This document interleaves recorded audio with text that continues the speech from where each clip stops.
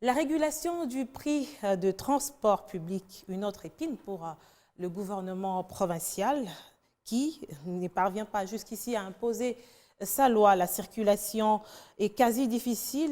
Les conducteurs, surtout l'association des transporteurs en commun, s'offusquent contre la structure des prix publiée récemment par le gouvernement provincial de Kinshasa. Conséquence sur le terrain, certains conducteurs ont opté pour abandonner la route en entraînant une circulation très difficile dans la semaine. Y aura-t-il une mesure qui sera prise pour répondre évidemment aux desiderata de ces transporteurs en vue de décongestionner la situation dans la capitale? On suit ce dossier. Ville cosmopolite, Kinshasa a dans ses travers ce sempiternel casse-tête des circulations routières et de mobilité. Choper régulièrement un moyen de transport est un traditionnel exercice d'endurance et de patience. Et le matin du lundi 13 mars, ça allait été encore un peu plus difficile ce jour-là pour plusieurs habitants de la capitale de se mouvoir allègrement, massés dans les arrêts en quête d'une locomotion. Nous sommes ici à Lupin depuis 7h30, mais nous n'avons vu ni les bus de Transco, ni les autres pour nous amener en ville. Nous ne savons pas pourquoi. Mécontent de la hausse du tarif des prix de course du taxi, le conducteur de taxi et taxibus ont séché la route pour exprimer leur désapprobation contre ce tarif des transports en commun publié par l'hôtel de ville de Kinshasa. Nos revendications sont fondées au regard de ce que nous voyons dans le comportement de nos autorités, notamment le ministre provincial de transport, M. Mbokosso. Sa nouvelle grille tarifaire était normalement applicable en 2020, pas aujourd'hui. Normalement, le prix est à 2020. Conséquence, plusieurs personnes ont pris du retard au travail ou à l'école pour les écoliers. D'autres ont carrément rebroussé chemin après des longues heures d'attente. J'ai fait de mon mieux pour trouver un véhicule pour me rendre à Kintambo, mais sans succès. Pour peut-être prendre une moto afin d'arriver en ville, mais ce n'est toujours pas possible. Quelles sont les vraies raisons de cette énième colère des transporteurs en commun à Kinshasa? À la base, c'est une question de nouvelle tarification officielle des prix des trajets jugés inadaptés par l'ASECO, l'Association des chauffeurs du Congo. D'abord, il a pris une décision, il n'a pas consulté les chauffeurs. De deux, il n'a pas tenu, vu le prix du carburant et le social. Du monde dans les arrêts, c'est le spectacle que nous offre chaque jour Kinshasa. Le matin sur les grandes artères de quartier et en début d'après-midi jusqu'en fin de la journée, au centre-ville, les abords du Grand Marché, aussi dans le rond-point magasin Victoire Ngaba. Kinshasa, c'est aussi un réseau de trafic avec plus de 20 lignes aujourd'hui. Les principaux terminus sont la gare centrale, Mboudi, UPN, Kasangulu, rond-point campus de l'Unikin, Lemba, Kisanso, Kinkole, Kingasan, Kingabwa, rond-point Victoire et Selembao. Nous ne pouvons pas appliquer les nouveaux prix parce que c'est impossible avec le prix du carburant. Nous travaillons tous les jours sur la route, mais nous souffrons. Nous nous réveillons à l'aube, laissant derrière nous les familles. Ce n'est pas pour plaisanter. Situés dans le commune et quartier à forte concentration populaire, ces coins de la capitale sont pris d'assaut au quotidien par une population dynamique, dévouée et motivée pour assurer sa survie dans les activités diverses installées pour la plupart au centre-ville. Ce qui fait que chaque matin, plus de la moitié des personnes qui travaillent convergent vers les centres des affaires qui est la Gombe, et le soir, la même vague de personnes reprend dans le sens contraire. Ce scène relance le débat sur la gouvernance du domaine particulier de transport en commun et de la mobilité de la population dans la mégapole. La société Transco est le seul opérateur public de transport urbain qui peine à survivre de ses propres failles conjoncturelles. Nous sommes ici représentant la délégation des travailleurs Transco qui se sont révoltés pour leurs conditions de travail et la politique salariale qui s'applique chez Transco. Charroi automobile moins amorti et vieillissant, personnel impayé et démotivé, cet établissement créé en juin 2013 par le gouvernement n'est pas dans les conditions de satisfaire à la responsabilité de transporter une population aussi mouvante et abondante. Kinshasa est donc restée l'une des rares capitales africaines où l'on se bouscule pour prendre place à bord d'un bus sous taxi. Courir derrière un bus tout à l'heure, j'ai été bousculée jusqu'à tomber. Heureusement que des personnes de bonne volonté m'ont secouru. J'étais comme une gamine par terre. Quand les autres pays sont passés au train Morei et au train à grande vitesse, Kinshasa est d'ailleurs en voie d'hypothéquer son réseau ferroviaire qui a fait le beau temps. Pourtant, longtemps, Léopoldville pouvait compter avec son réseau des trains urbains qui desservait les quelques communes phares de la capitale, une fierté qui a vite tourné au drame autour des années 90.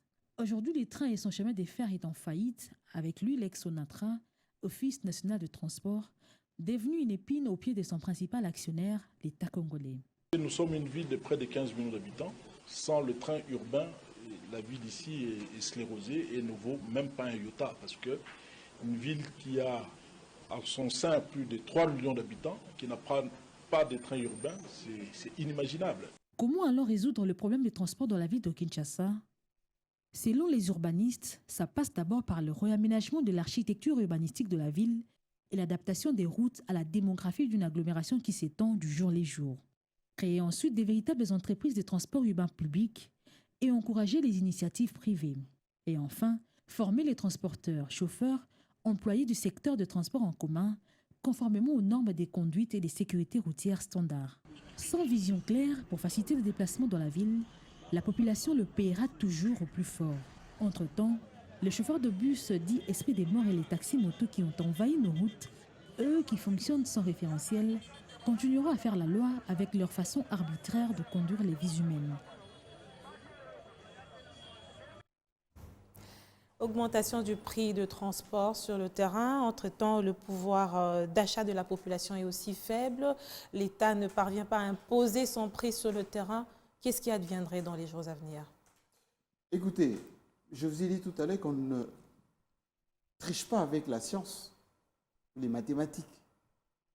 Nous avons une capitale de plus de 15 millions d'habitants, avec une voirie détériorée, avec un charroi automobile déclingué, et avec des compagnies de transport en commun disproportionnées.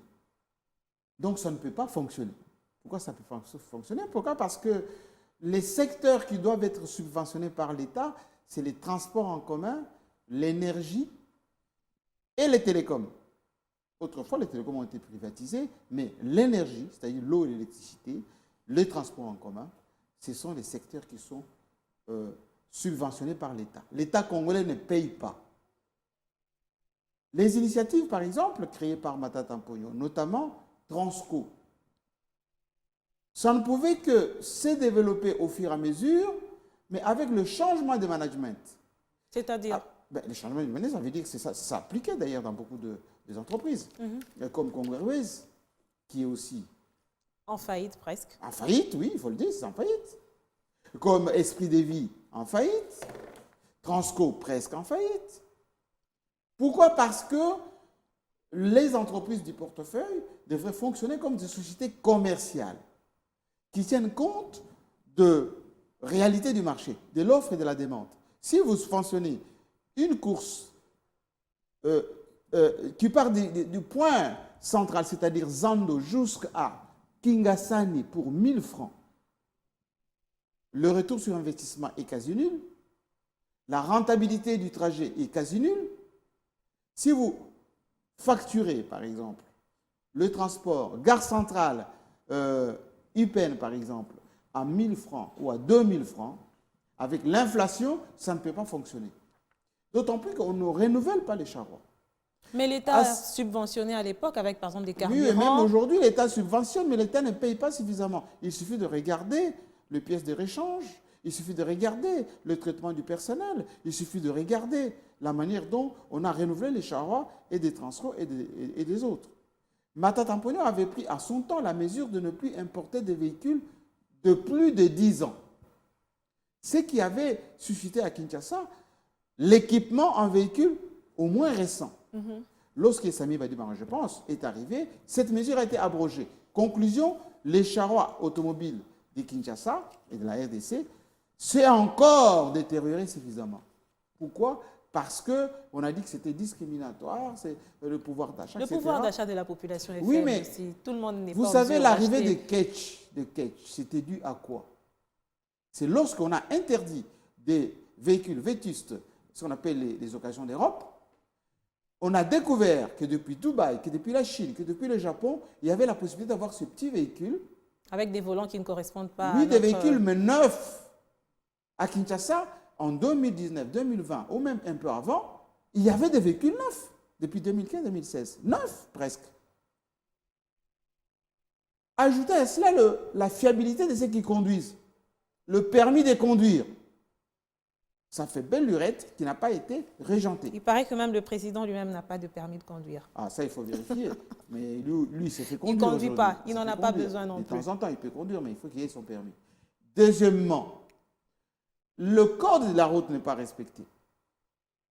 La police des roulages n'arrive pas à imposer l'autorité de l'État. Parce que cette police, moi, je souffre pour cette police parce que je compatis. Quand je suis sur la chaussée, je vois comment notre police des roulages souffre. Sans moyen. Mais c'est à l'image de l'État qui ne parvient pas à imposer ces lois. Sans moyen de coercition, il y a des hors-la-loi qui ne respectent même pas la police. On tamponne certains. Aussi longtemps que la loi ne se fait pas respecter, l'autorité de la loi ne se fait pas respecter, on va aller de dégénérescence en dégénérescence.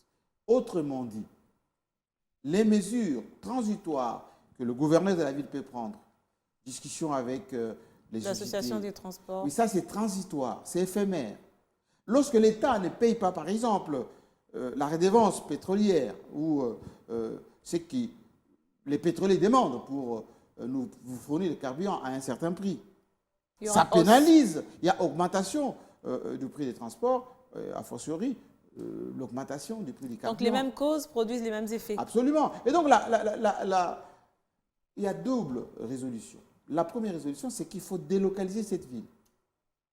Kinshasa ne peut pas supporter plus de 15 millions d'habitants. On a vu des maquettes vers Nsele, on espère. Oui, mais il faut le faire. Il ne faut pas que ça reste au niveau des maquettes. Lorsque Lagos connaissait la même situation que Kinshasa, on a fait Abuja. Lorsque Abidjan connaissait la même situation que Kinshasa, on a fait Yamoussoukro. Lorsque Djobour connaissait la même situation, vous avez vu que vers le Cap, vers même la banlieue de Johannesburg, il y a maintenant des villes nouvelles qui se créent. On a décentralisé. Si vous concentrez le marché central, le bureau, l'administration en pleine ville de Kinshasa avec deux routes, la route qui vient de Mbinza et la route qui vient de Limité, vous n'avez rien résolu. On a fini, Monsieur Jean-Marie Kassamba. Merci d'avoir répondu à nos questions. Je vous remercie de l'invitation. Je félicite le leadership en ce moment de Biwan, Papi Mboma, Madame Feza. Monsieur Guintoto aussi. Monsieur Guintoto. On sent que le professionnalisme s'installe et qu'il y a toujours cette volonté de faire du journalisme de qualité. Le patron Jean-Pierre Moutamba, un ami que j'aime beaucoup, est toujours pour l'excellence. Et je pense que la presse de notre pays doit jouer son rôle, c'est ce que nous essayons de faire, d'alerter sur ceux qui dirigent pour qu'ils prennent des mesures idoines pour que ce Congo ne tourne pas en rond. Parce que ceux qui nous observent voient que, aussi longtemps qu'on est dans la politique de l'autruche, ils peuvent taper sur nous et le Congo ne fera que reculer. Merci, Madame, Messieurs. Merci de nous avoir suivis ce soir. Je vous retrouve très bientôt. Et merci à tous ceux qui nous suivent sur Facebook et YouTube. Merci de votre fidélité. À bientôt.